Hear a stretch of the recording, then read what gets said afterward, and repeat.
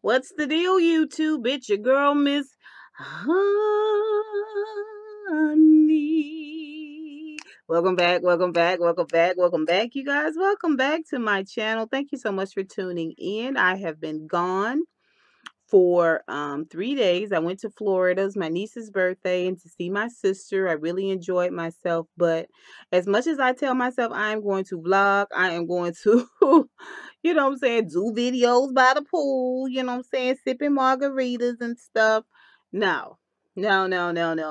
It's like when I get a minute to just chill, that's what I do. So consequently, Married to Medicine was late this week. I apologize. But we are going to get into it. I'm so glad I waited to give my full criticism, not criticism or critique or thoughts. That's better. Thoughts on Quad for this week because um, this was a good episode. I enjoyed it. It had a lot of different components to it. Um, so let's talk about it. This is Married to Medicine, season 5. This is episode 14, DNA D-Day.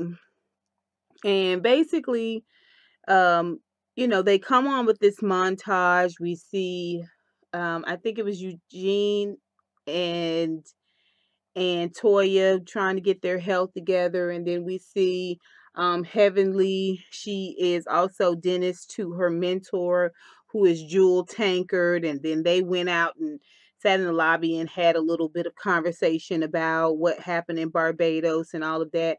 Heavenly is the type of person that sets everything on fire and apologizes later. Like, she is really, really great at apologizing.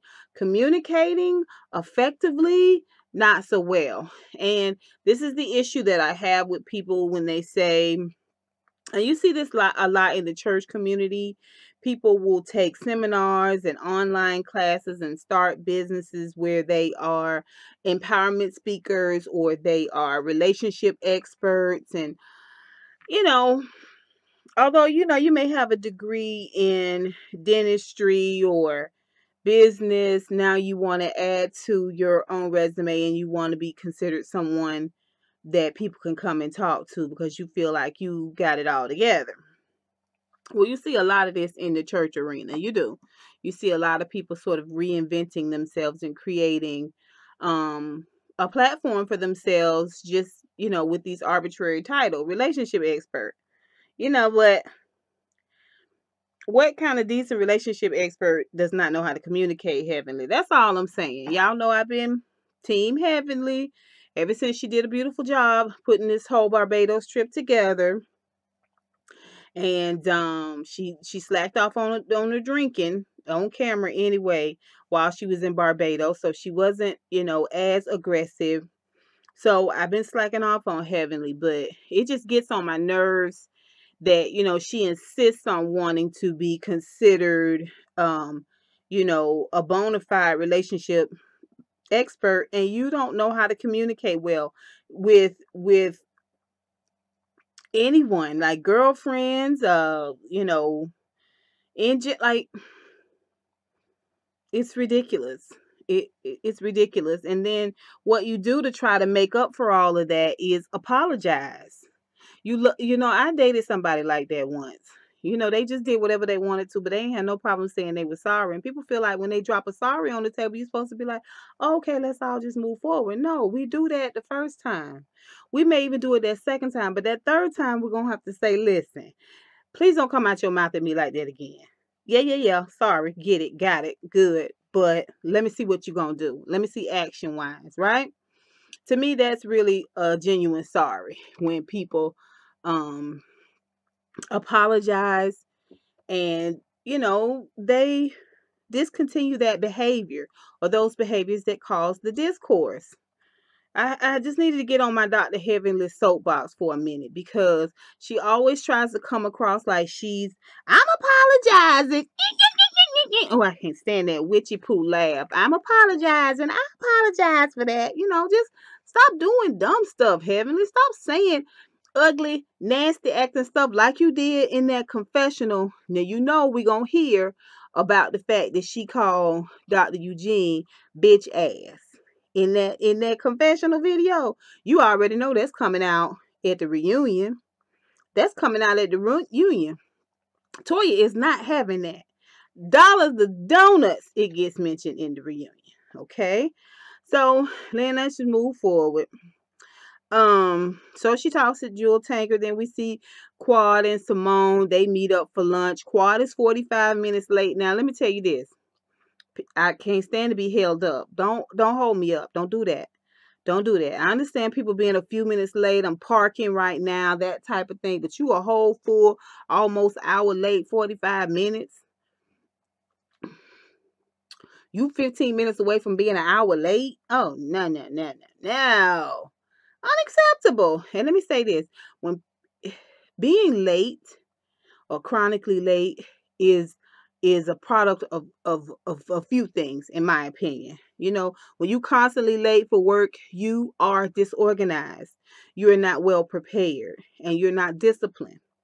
Okay? When you late for people's parties and people, that's a power move. That's a power move. Her coming 45 minutes late to lunch with Simone is a power move. What you're saying is that I am so important that you must wait. What I am doing is so much more important than you. You must wait. It is more important to me than you are. You must wait. That's a power move. People showing up late in personal settings is a power move. That's my opinion. That's all I gotta say about that. I know I'm gonna get some disagreements, but it's a type of control factor. It's a power move, okay? So when people show up late at your party, you know, they coming almost to the end, they telling you, yeah, I was nice enough to, you should be grateful even stopped by your little party. You know what I'm saying? Like, it's a power move. So Jackie and Curtis. Oh, so let's talk about it. Let's talk about, you know, what Simone and Quad talked about. All right. So, you know, of course they talked about Quad being late. Quad apologized. She don't care. Just hush. That apology was like, shush it and let's move forward. And then they talked about the conversation they had on the boat. And Simone, you know, wanted to kind of try to clear the air a little bit.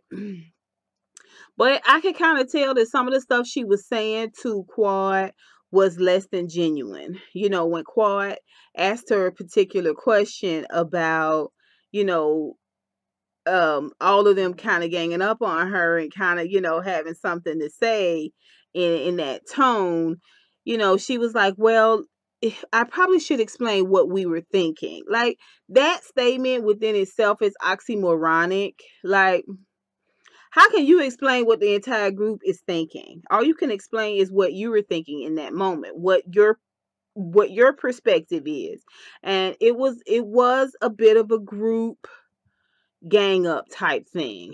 It was the wrong time, especially after having had alcohol. It was the wrong time to have that conversation with Quad, especially if you know she's sensitive. At the same time, I do think Quad can learn something from the conversation. You know, now what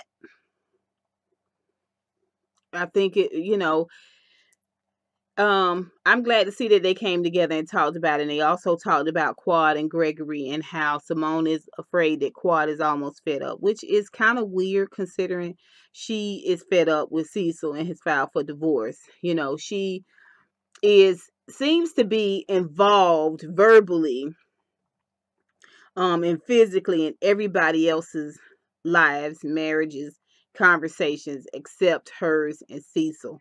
She seems to be very, very invested in work and other people's business.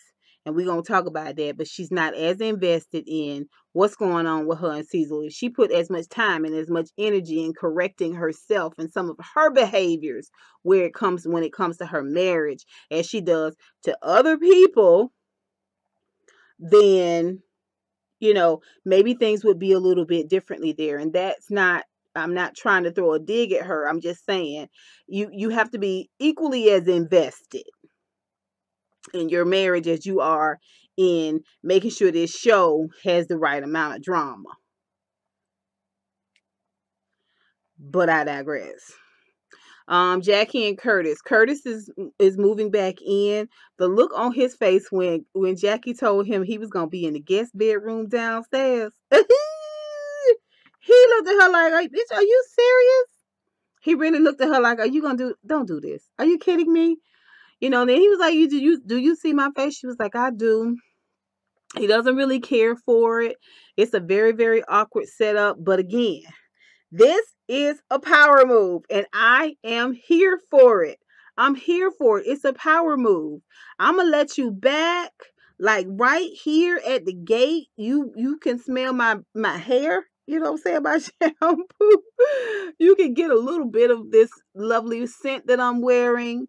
Okay, you can see that I'm still popping, but no touchy touchy. No, no, no, no, no. Because this is something that causes him you know, a little bit of discomfort. This is her power move. I'm giving you discomfort because the physical is important to him.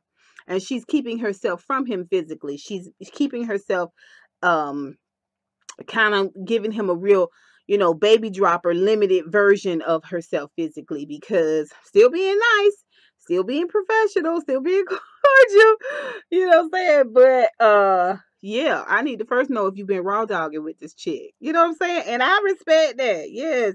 I need to know. You kissing her like you kissing me. You saying the same things to her in her ear when we together like that. You telling this woman the same things you telling me. Like, how you separating your physical connection with me from what you did with her? Like, I get it. So again, I'm here for how Jackie handling Curtis. And if she like him, I love him. All right. Let's talk about Quad and Dr. Gregory. That whole scene from the moment it came on with her buzzing around that kitchen and him coming in, baby, baby, hey baby, where you at, baby? What's going on, baby? Where you at? It was so awkward. Like how they living in the same house with that amount of tension and awkwardness. It is beyond me. It's painful to watch. It really is very painful to watch the way things are transpiring with them. Anyway, they're going to have their marriage group over, and they all come in, and she's very, very social and very, very pleasant with them. He's sitting down on this chase, and she sits so far away from him, like she was just like, please. Her body language said that she didn't want to be touched, that she didn't really necessarily want to be near him. And my thing is that Quad is very conscientious in terms of image. She's always very well put together. So when I'm seeing her let these little things bleed out, I realize this is something that she's having a very difficult time overcoming. And a part of me feel like she is not going to be able to overcome it. And some of the behaviors that Quad had, I've exhibited myself in some of my long-term relationships when I got to a point where I was just like, I know I just heard one of your eyelashes drop, and I'm about to lose it if you don't stop making so much noise in here. You don't come in here just dropping no eyelashes. I'm telling you, when you over somebody, when you done with it, just the sound of they breathing will make you just I don't want him here. Get out. Go. Don't come on. Don't call me no more. I feel like Quad right there at it. I really, really do because, like I said, Quad knows how to keep that image. Now remember, she's putting out a romantic cookbook, okay? And her marriage is asunder. The place where her romance is supposed to blossom the most and covenant connection with somebody is womp womp womp. So I'm seeing Quad a little bit differently right now. Okay, I do believe a lot of who Quad is. She needs to hear both from her friends as well as her husband that You are doing it. You are wonderful. You are so great. You do such a wonderful job. You are so smart. She needs to hear people um not boost her up, not blow her head up, but she needs to hear that she has value, that she's a valuable contributor, that her input is valuable, it's needed, it's necessary. I think she does feel like a lot of times she hears criticisms or slights, or people just don't acknowledge what she's worked so hard at. Like, for instance, and I neglected to mention this whole season, I have not heard Dr. Gregory mention her book or what's going on with her book. I have not heard any conversation on camera about him asking about, hey, you went to the publisher today? Like, and then I started thinking, I was like, have we ever really seen like a really loving, teddy bearish, cuddly kind of moment from Quad and Dr. Eugene? Even when she threw like his 50th birthday party, it was more like she was the party planner. And when she did that little speech to him, it just seemed kind of contrived. No shade to her. It just seemed like she made a good speech, and these are the things that she needed to say, in order for that speech to be good, and she accomplished that. The Quad is very accomplished, but just you see the other couples holding hands and laying on each other and leaning on each other. When Quad got up to go and do her DNA reveal, and she put her hand on his shoulder, I was like, at least she know you there. It's not funny. But anyway, they have these couples come in, and they're going to talk. And here's Dr. Eugene's problem. First of all, Dr. Gregory, I'm sorry, Dr. Gregory's issue is that he is a bit of a dullard. He's for as smart and as accomplished as he is career wise, he's a blockhead. He is a blockhead.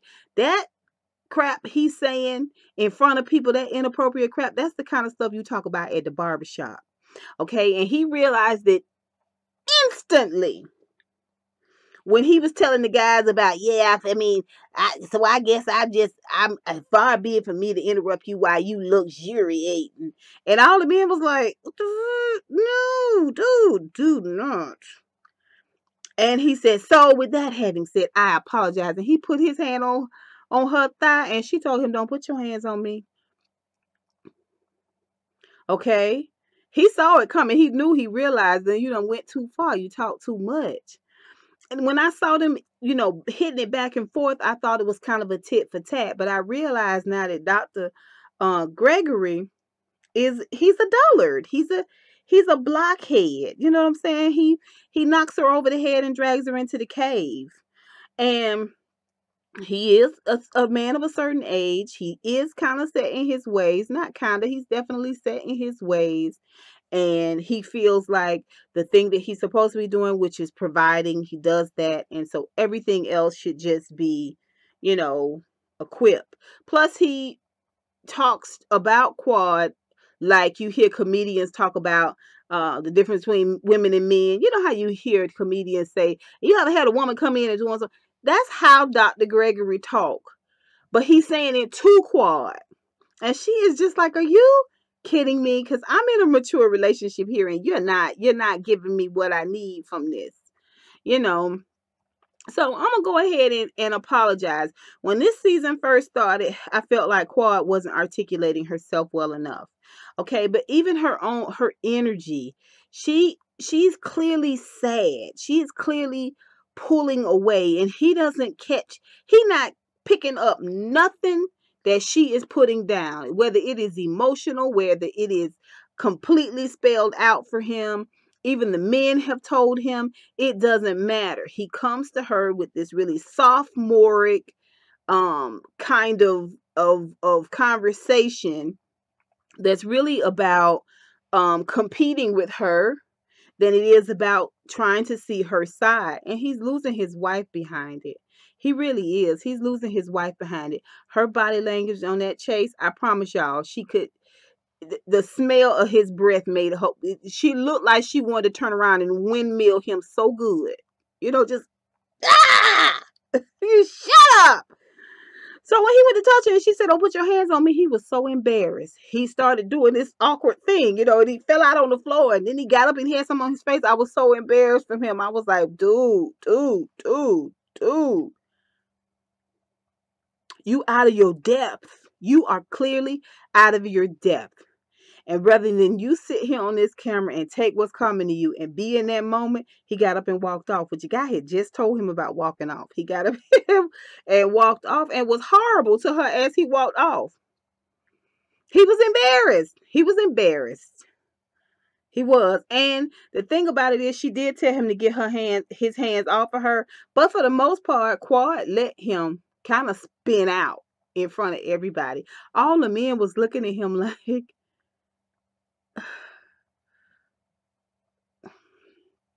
it was really, really, really, really a something to behold. Him falling on that floor. This is a grown man, 50 something, on the floor shaking in front of other grown people. One of the dudes had to move his feet. Like, what are you doing down there? Come on, Gregory. Boy, if you don't get up and talk to your wife, like everything but being present with those feelings. I feel like everything is my fault. Just take a minute. Just take a minute and listen and shut up and don't measure.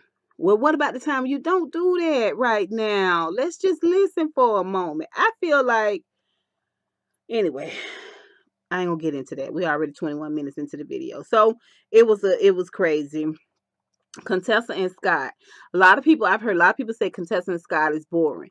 And I think the reason why people think Contessa and Scott are boring is because they don't have no drama. I think they think a couple that loves each other, okay, and are kind and sweet and supportive and loving towards each other is boring. I think that's why reality TV does so well. I think that's one of the reasons why Real Housewives of Atlanta does better than Married to Medicine, because Married to Medicine is about couples and you know and the ups and downs of in the marriage world, whereas all of that tea and shade and all this other stuff you get in people, that's what people want. People don't want to deal with love and feelings and emotions. It's okay for a caption underneath a Michelle and Barack Obama picture, but I don't want that as entertainment. Nobody wants love and support as entertainment. That's what I think. But I find them to be very engaging. I found that some of the things she was saying, it struck home to me. I found her tears to be genuine, her emotion to be genuine, and his love and support for her in this moment. It just showed that these two love each other. They got each other's back. Okay. Their kids are going to be fine. Their kids are going to be fine. The situation is going to be fine. It was a beautiful moment and I celebrated. Let's get to the DNA reveal party. First of all, I want to just touch on the fact that um this function kind of looked like a church anniversary dinner. It was like dining hall. I didn't like it. I didn't like the whole get ups and everything. I didn't see why any of that was necessary. Like it was very costume. I didn't like it. And if you look at that scene where Damon comes in and Heavenly gets up to get Damon his shirt, and you look at the way Allura is looking at her mom and her daddy, Allura thinks she her mama's equal. You hear what I'm telling you? Go back and look at the way she was looking at her mom and her daddy. The stuff she was saying. She said, "No, take that off of him. Take that off. Take that off right now." First of all, my mama would have came through that air so swiftly. What? Not that it's right. Not that it's right. But the girl thinks she your equal. I'm telling you. She don't have no problem standing toe to toe with you and speaking her mind. Now, it don't have nothing to do with her being an outspoken child. It's the fact that you kind of set the precedent. First of all, she called her daddy daddy. And you call her daddy daddy. That mean y'all sisters. Don't it? Anyway, I digress. So, um, Dr. Damon was tired. Dr. Damon was already agitated when he came in there. If y'all know anything about Atlanta, he probably fought traffic to get there after he done worked maybe 2 or 3 doubles. You don't know. He an emergency room doctor. That's boom, boom, boom, boom, bam, bam, bam, bam, go, go, go, go, go type work. and now you got to put on a costume and get up, and now you got to sit in here with these cameras. And I'm sure it wasn't like 15 minutes. I'm sure this was a few more hours of his night. And Dr. Heavenly knew it. She knew it. Come on, daddy, please, daddy, please. Come on, daddy, please. Because she knew he was about to just give her the, you know what, I came to just let you know I can't stay. But, she pushed him through it, right? Okay, so that was the first thing about the event. Then let me say this. I enjoyed all of the DNA reveals. I enjoyed all the banter. I enjoyed how proud everyone was, almost to the point of being competitive in a good way about the percentage of African um, DNA, to with each other. Like, I'm 80%. Okay, I'm 90. I got more than everybody. You know what I'm saying? Like, just in their conversations about, being black, having more of an African side than the European side, because everybody had a measure of European in their background, of course. I mean, it's unavoidable when your people have been enslaved and raped and pillaged. Anyway, I digress. So so that was really, really good. I didn't understand Toya. Now, when Toya said that it admitted to Heavenly that she was salty, but she has left it there, I think it needed to be said. I think it needed to be said, that I did have this issue. I'm over it now, and we have moved past it. I think Heavenly needed to hear that, and she said thank you. Now, she said thank you with just a little bit of like, okay, we're going to keep talking about this. But she did say thank you. Let's move on. I think she was trying to be messy when she brought that stuff up about Quad, because it wasn't even on camera.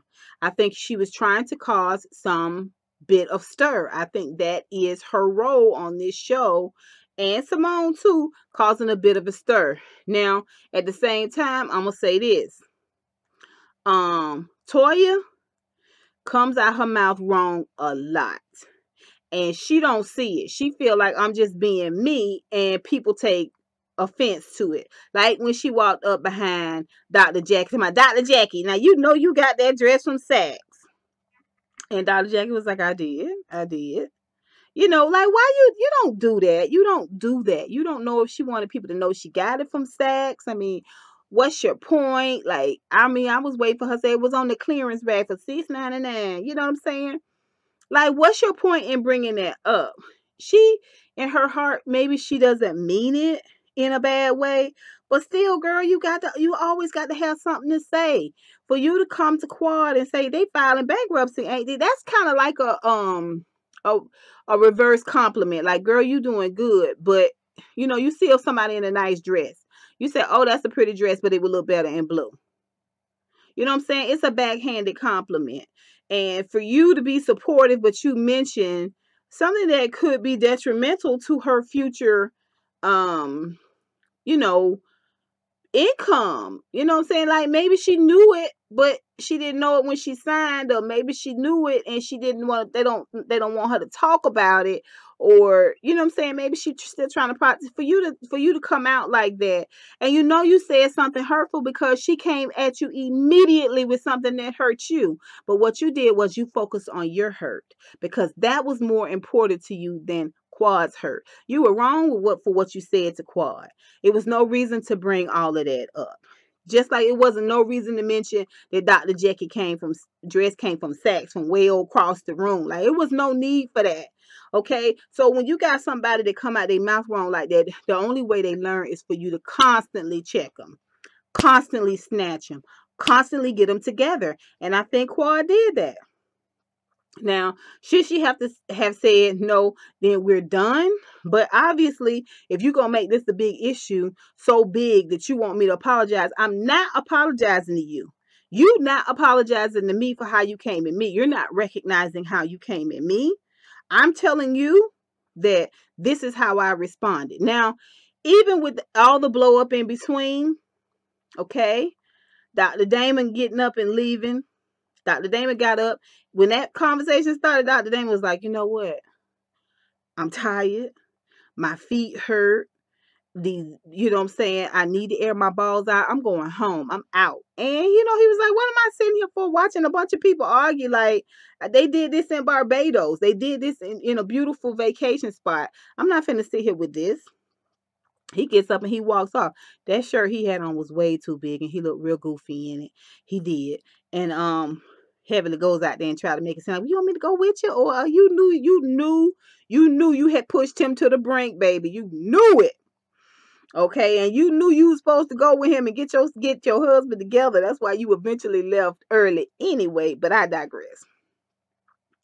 And Eugene stood up and he made you know, his declaration, being fed up. And remember when he said, guys, let's go, all the guys was like, definitely, we are on our way, for sure, because all the guys kind of feel this way. Now, he said something that he should not have said, and anybody who's been in a professional arena with African American professionals, people who have arrived, darling, no shade, they don't do the N word. They don't do the N word because, you know, they feel like they completely opposite of it anyway because they're degreed and they have, you know, money, they have status. This is my opinion, okay? My daddy, it was you know, a blue collar worker and middle class guy, you know, in the career field, but he never liked it. We weren't allowed to say it as children, and I say it now occasionally. It's not my favorite either. I think he really meant to shock them. I think he really meant to let them know that y'all argue and bicker like y'all ratchet, you know. Um and you know, it was meant to shock them, but at the same time it was meant to shame them too. It was meant to shame them. And I think that is where it went too far in terms of using that as a way to shame them. Like they felt, and Contessa's pretty easygoing. When I realized that she was offended, I said, okay. She probably went not only by the word, but the spirit of how he said it. It was a problem. So he goes out, and unlike Dr. Heavenly, now Dr. Heavenly went too far when she, first of all, she stood up to go off, and she, you know, she's like I said, Dr. Heavenly real dudeish. Yeah, what you gonna say? You know, you know.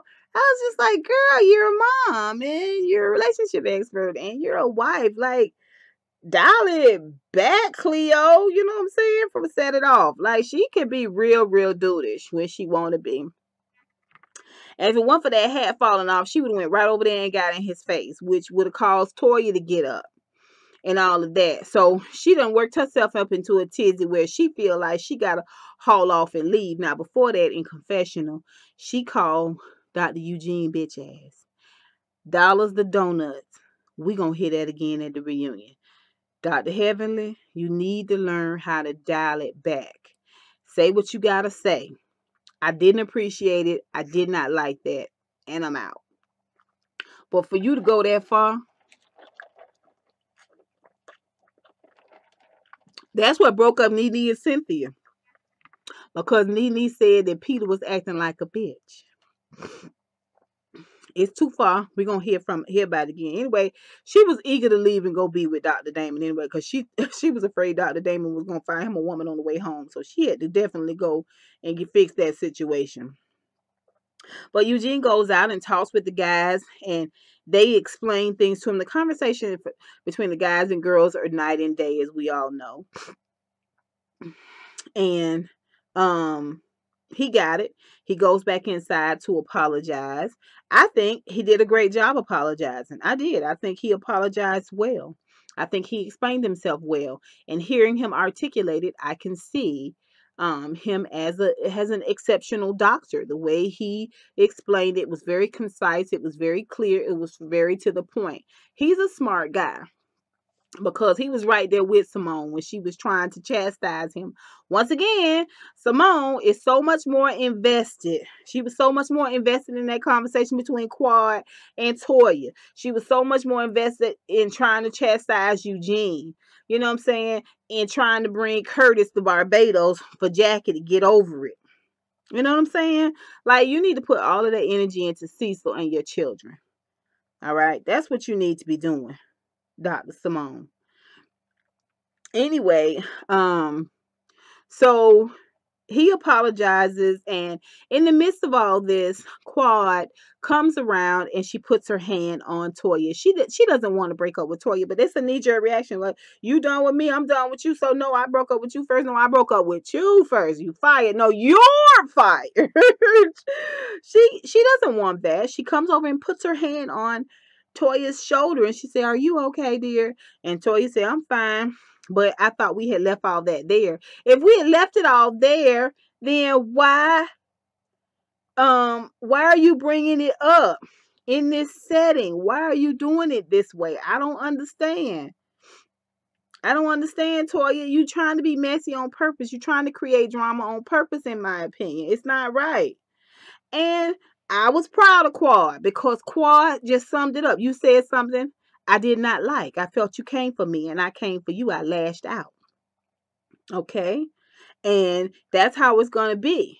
That is how it's going to be. I love the fact that Quad is talking to Toya and all the ladies tried to jump in and she said, no, no, no. We are talking. Okay. We are talking. To me, that's effective communication. For her to come over and speak to her, make sure she was okay and just try to kind of soften things up with a, a better type of energy that wasn't like back, she just brought it down and went to talk to her friend.